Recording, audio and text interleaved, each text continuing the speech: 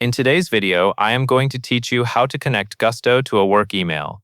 This is a quick update inside your Gusto account settings, and it is a good idea to do if you want all payroll and account notifications going to your company inbox instead of a personal address. To begin, make sure you are signed into your Gusto account on a computer or mobile browser, and that you have access to the work email inbox you plan to use.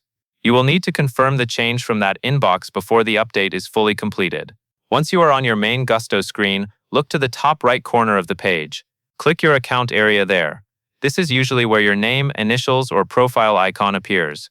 In the menu that opens, select Settings. This will take you to the area where Gusto stores your personal account details. On the Settings page, find the section that shows your account information, including your current email address. Next to the email address, click the option to change it. When the email field becomes editable, type in your new work email address carefully. Take an extra moment here to double-check spelling, because even a small typo can prevent you from receiving the confirmation message.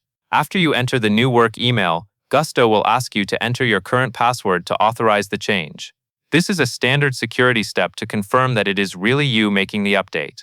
Enter your password exactly as you normally do, and then click Save. At this point, the email change is not final yet. Gusto will send a confirmation email to the new work address you entered.